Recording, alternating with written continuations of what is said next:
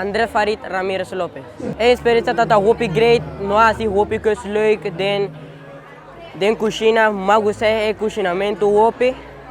Den outra atividade que me está fazendo den cozinha, mas é donut e é com leite, que é pasta Alfredo. Nós aqui, é país nós aqui é Canadá, Corsou, Itália. Y ese es el único país que no aquí pasó, no agua que cultura tata más mío. En Canadá no está haciendo donuts, pasó ahí no tata comprar uopi, no sé qué es cultura ahí.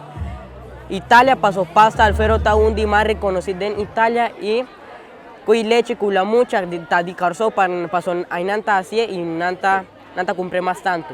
Mas en uopi great pasó ahí no tiene uopi que no fue así junto.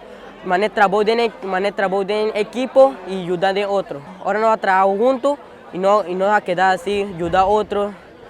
Por si acaso, si no nos pasa algo, mi camarada no está ayuda a mí si no está pasa algo.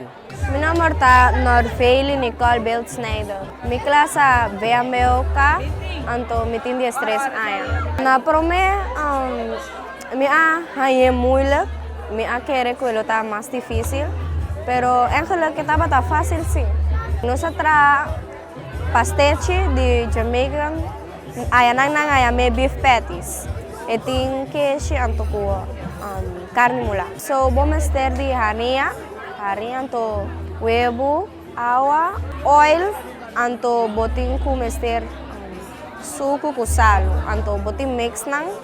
Ora bo mix nang botin mase pa ebira clay assim, anto boti lagi queda para 1 hora ou 20 minutos em frigideira. Natana El Bulan, classe BNB, e experiência tá bom, passou metade para trás com muita gente na minha classe, então metade para essa também com entrar, então sim, tu coisa vai bom, nós aqui arepita com salsa de ajo, arepita com queijo e juice lamunchi e fruit punch.